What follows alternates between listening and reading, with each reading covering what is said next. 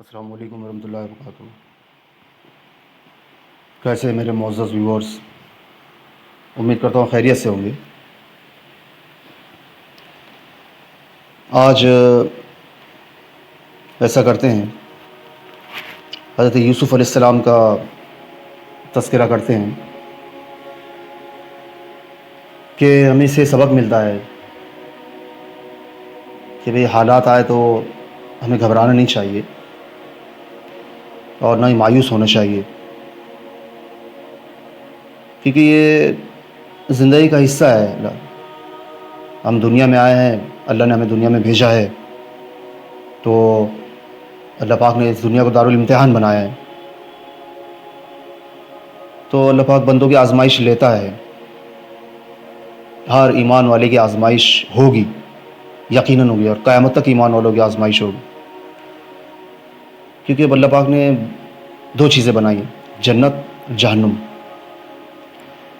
اور اگر اللہ پاک دونوں کو بنا کے بس انسانوں کو پیدا کرتا اور کچھ کو اٹھا کے جنت میں ڈال دیتا اور کچھ کو اٹھا کے جہنم میں ڈال دیتا، تو یہ اس کی صفت العدل، اس کی صفت ہے نا، اس کے خلاف بات ہو جاتی۔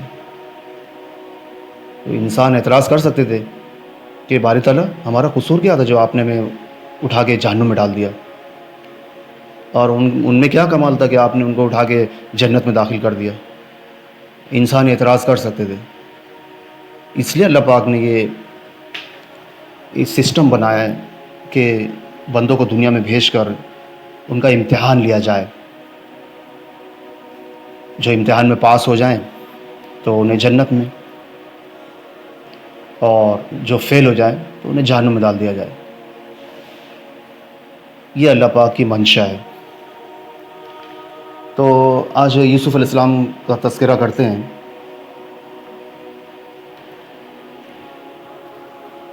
قرآن کریم نہایت اختصار کے ساتھ یہ واقعہ بیان کرتا ہے۔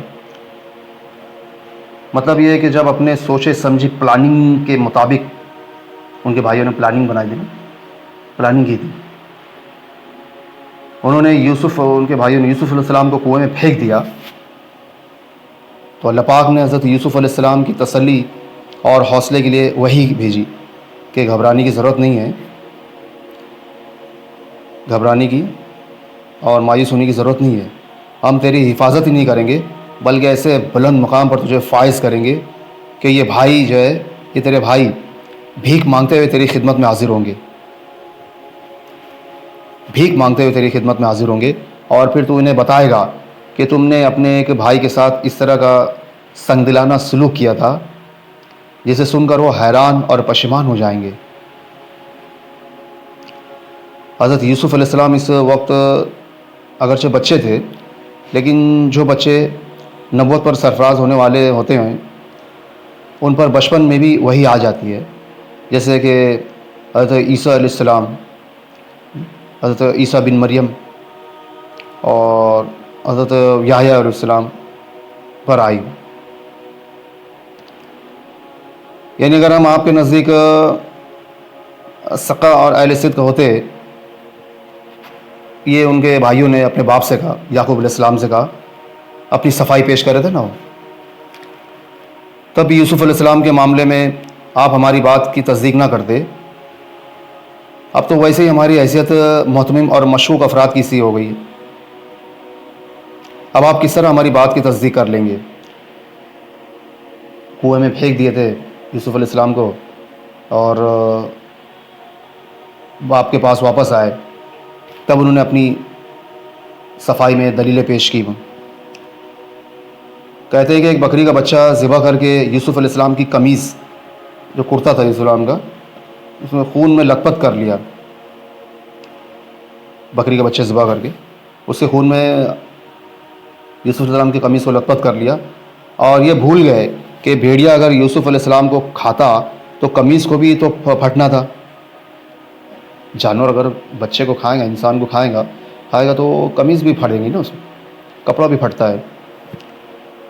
قمیض ثابت کو ثابت ہی تھی، جس کو دیکھ کر الہو ہنسی حضرت یوسف علیہ السلام کے خواب اور فراست نبوت سے اندازہ لگانا آسان تھا حضرت یعقوب علیہ السلام کے لیے، کیونکہ وہ خود بھی نبی تھے۔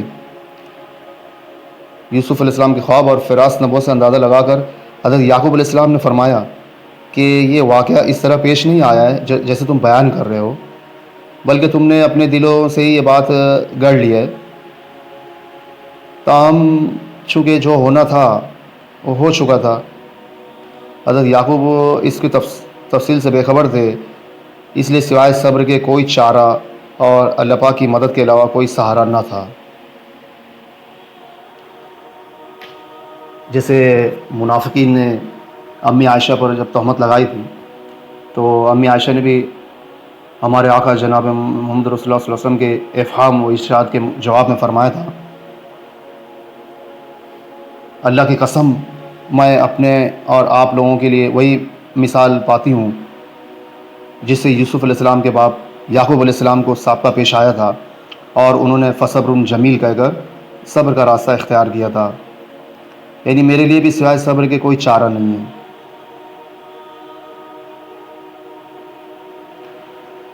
وارد اس شخص کو کہتے ہیں جو قافلے کے لیے پانی وغیرہ کا انتظام کرنے کی غرض سے قافلے کے آگے آگے چلتا ہے تاکہ مناسب جگہ دیکھ کر قافلے کو ٹھہرایا جا سکے۔ یہ وارد قافلے کے لیے پانی لانے والا قافلے کے لیے پانی لانے والا جب کنویں پر آیا اور اپنا ڈول نیچے لٹکایا تو حضرت یوسف علیہ السلام نے اس کی رسی پکڑ لی۔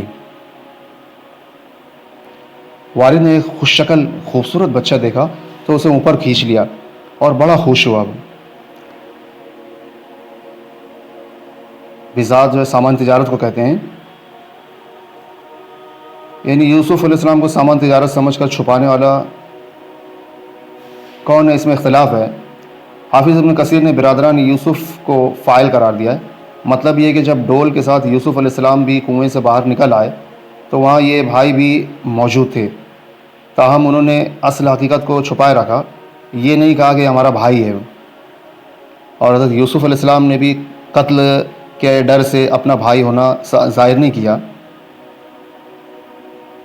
بھائیوں نے قتل کا مشورہ کیا تھا نا، اور یوسف علیہ السلام نے بھی نہیں بتایا کہ میرے بھائی ہیں۔ بھائیوں نے انہیں فرد ختنی قرار دیا تو خاموش رہے اور اپنا فروخت ہونا پسند کر لیا۔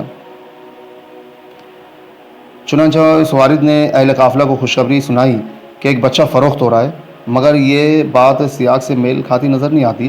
ان کے برخلاف امام شوکانی نے اثرو کا فاعل وارد اور اس کے ساتھیوں کو قرار دیا ہے کہ انہوں نے یہ ظاہر نہیں کیا کہ یہ بچہ کنویں سے نکلا ہے، کیونکہ اس طرح تمام اہل قافلہ اس سامان تجارت میں شریک ہو جاتے، بلکہ اہل قافلہ کو انہوں نے جا کر یہ بتلایا کہ کنویں کے مالکوں نے یہ بچہ ان کے سپرد کیا ہے تاکہ اسے وہ مصر جا کر بھیج دیں۔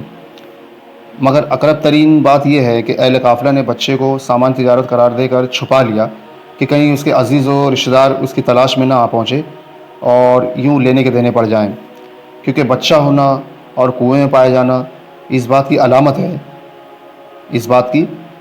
ہے کہ وہ کہیں قریب ہی کا رہنے والا ہے اور کھیلتے کودتے کنویں میں گر گیا۔ یعنی یوسف علیہ السلام کے ساتھ یہ جو کچھ ہو رہا تھا اللہ پاک کو اس کا علم تھا، لیکن اللہ پاک نے یہ سب کچھ اس لیے ہونے دیا کہ اللہ پاک کی تقدیر بروئے کار آئے، کہ تقدیر الہی بروئے کار آئے۔ علاوہ ازیں اس میں جو ہے رسول اللہ صلی اللہ علیہ وسلم کے لیے اشارہ ہے، ہمارے آقا جناب محمد رسول اللہ صلی اللہ علیہ وسلم کے لیے اشارہ ہے، انہیں اللہ پاک اپنے نبی کو بتلا رہا ہے کہ آپ کی قوم کے لوگ یقیناً تکلیف پہنچا رہے ہیں اور میں انہیں اس سے روکنے پر قادر بھی ہوں، لیکن میں اسی طرح انہیں مہلت دے رہا ہوں جس طرح یوسف کے بھائیوں کو مہلت دی تھی۔ اور پھر بالآخر میں نے یوسف کو مصر کے تخت پر جا بٹھایا، یوسف علیہ السلام کو مصر کے تخت پر جا بٹھایا اور اس کے بھائیوں کو عاجز اور لاچار کر کے اس کے دربار میں کھڑا کر دیا۔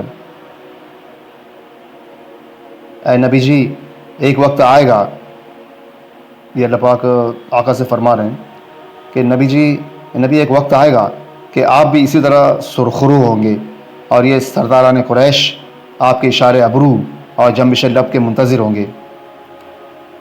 تو ہوا کہ نہیں ہوا پھر اللہ پاک کا وعدہ سچا؟ چنانچہ فتح مکہ کے موقع پر یہ وقت جلدی آ پہنچا.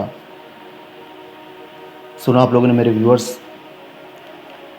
اس لیے therefore never give up, never disappoint in any situation of our life. ہمیں کبھی مایوس نہیں ہونا چاہیے اور کبھی ہمت نہیں ہارنی چاہیے. زندگی میں کیسے بھی حالات آئے،